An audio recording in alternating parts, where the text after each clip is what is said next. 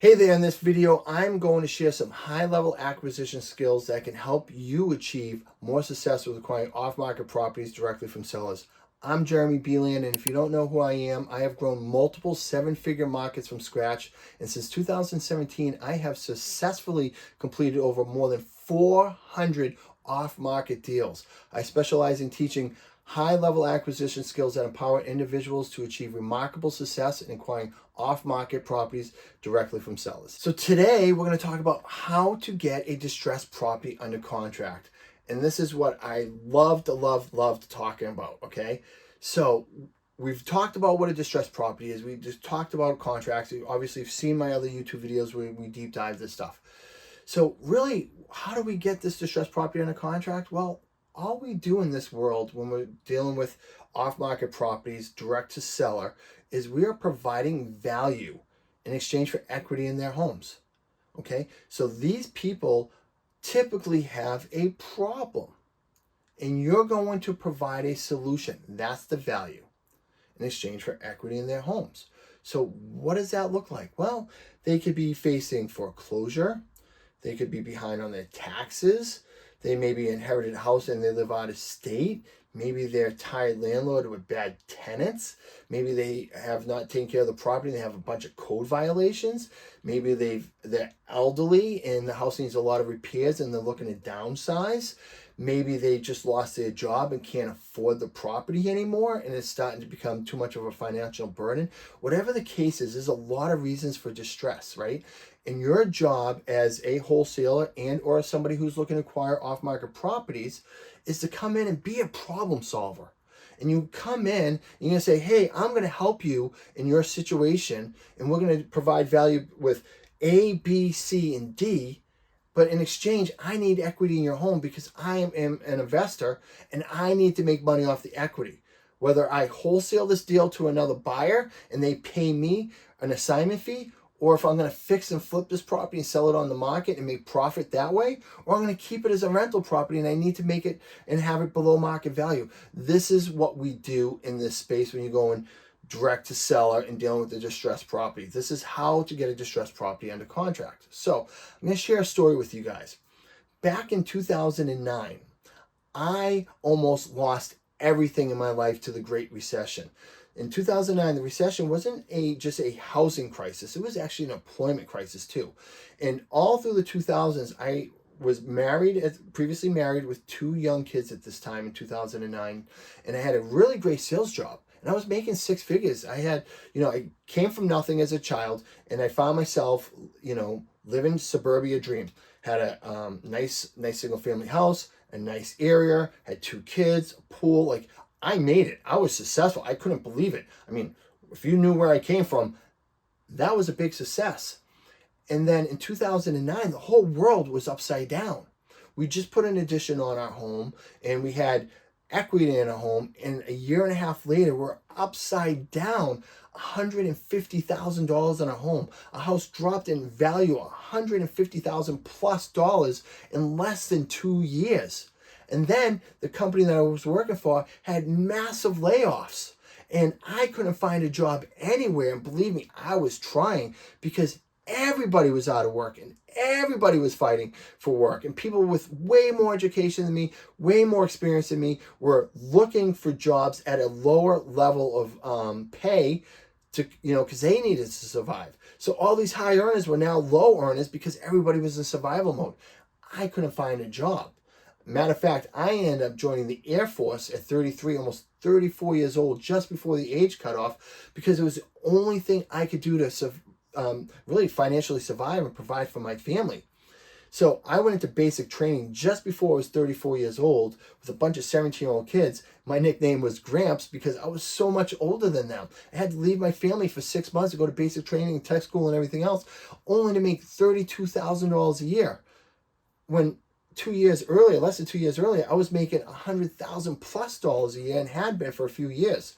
It was terrible. But I would not have been able to go into the Air Force if I went into foreclosure, which I was facing in 2009, foreclosure and bankruptcy. Because I wanted to go into the military under a specific job title, I needed to have a top secret clearance. Well, the military doesn't take people with a top secret clearance if they have a bankruptcy or foreclosure against them, because they're afraid that you may get desperate and sell government secrets in exchange for cash. At least that's their rationale behind it. So in 2009, I was upside down in $150,000 in equity. I couldn't find a job. I couldn't afford my mortgage anymore. I couldn't refinance it because there was no equity in the house. There was no home loan remodifications back then or any programs to save you. There just wasn't. This is what caused all these great programs after the fact. But back then, everybody was getting foreclosed on. And I was one of those people right on the brink. Matter of fact, the mortgage companies back then were folding left and right. So we had a mortgage company own our mortgage, and then they were out of business. And then somebody else bought it, and then they were out of business. And this delayed the inevitable, but bought us some time. But during 2008, 2009, I started learning about real estate investing. You know, I read Rich Dad, Poor Dad and started doing some stuff, learned some techniques from like Trump University and Peter Conti and some other coaching programs. And I was starting to get into it. And then when the recession happened, I never really dove into it until I started my business in 2017. But I knew enough that I could have a real estate investor come in and potentially short sale my house. And what is a short sale? Well, a short sale means you negotiate with the bank that they will take less than what the money is owed on the property. So if I owed $200,000 on a mortgage, they're willing to take $100,000 rather and pay off the mortgage and just say the $100,000 we're just going to forgive it, right? And you have a short sale against your credit rather than a foreclosure and bankruptcy. Foreclosure and bankruptcy can devastate you financially in your credit for 7 years, meaning you can't get credit cards, you have a bad credit score for 7 years. Short sale means you just have poor credit for 3 years, but you can easily rebuild it, which I did. So I reached out to some real estate investors, and we had one come out. And basically this real estate investor said, hey, I have experience working with this mortgage lender. They're really, really tough, but I've successfully negotiated short sales before with them. I can do it with you guys as well. It's going to probably take 3 to 6 months, but I can get it done. Awesome. And all that mattered to me during that time was, can this guy save me from bankruptcy and foreclosure so I can take my family, move into another house, and I can get into the military to start making some money to take care of my family. And he was able to provide that. Not only that, he was able to like legally buy our washer and dryer for some cash before the short sale happened, our refrigerator, like our pool, and all these different things for cash. And that cash he was able to give to us legally again before the short sale, because we weren't allowed to profit off our short sale, but he could buy items in our house. Well, those items that we sold for cash was cash that we desperately needed.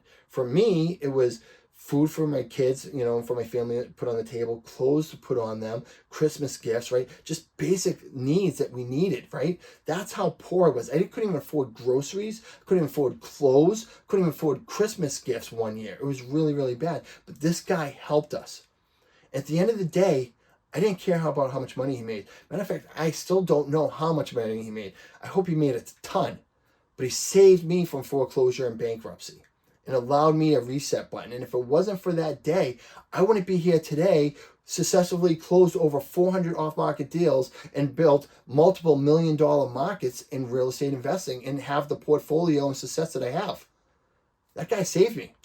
And that's what we do when we get a distressed property under contract. We are saving people, and we're providing them a reset button in life, because good people fall in hard times, and you're going in there to help them, and you're going to provide value in exchange for equity in their homes. That real estate investor, although I didn't have equity in my home, he negotiated with the bank enough of an equity so he could then flip and resell that house for profit. So how do we provide value with strangers that don't know us? Well, first of all, you need to be a consultant, right? So when you're talking to somebody who's distressed, we're not just going in there and saying, hey, Mr. and Mrs. Seller, your house needs a roof, you need a new kitchen, and it needs a new AC unit. Best I can do is $150,000. Take it or leave it, or I'm out of here, right? It doesn't work that way, right? These people need our help. You're going in there to be a consultant. Hey, Mr. and Mrs. Seller, I'm here today to try to provide some value for you. We may or may not be a fit for each other. And if we're not, that's okay. I'm going to try to provide value and help you in any way that I know possible and lead you in the right direction. Hopefully we are the right fit for each other and we can do business today, but I want to let you know that it's okay if we don't. And then I'm going to be a friend. And as a friend, I'm going to be open and honest with them because I want them to be open and honest with me. They're distressed, right? And they don't know me. How are they going to open up about a situation where they're potentially scared, embarrassed, right? Ashamed, they're maybe even denial, and they're going to talk to me about all that stuff that's going on, but I need to know all that stuff that's going on, right? It wasn't easy for me in 2009 to tell somebody like, I'm out of a job. I'm embarrassed. I can't provide for my family. I'm about to lose my house. I feel like a failure. But I had to be open and honest with this person because he needed to know all the information so he can know how to help me best. And that's what we do with sellers every day. You need to know how to help them, right? So you need to be a friend. So we can, what do you want from a friendship, right? You just want an open, honest, and transparent relationship. And that's what we do. So we go in, we're here to make friends.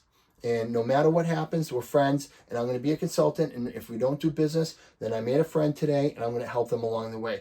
Those are the two most important things you can do to start with getting a distressed property under contract. And then you need to have perceived ownership. They need to have perceived ownership. And what that really means is that they need to feel like the decision to work with you is their own.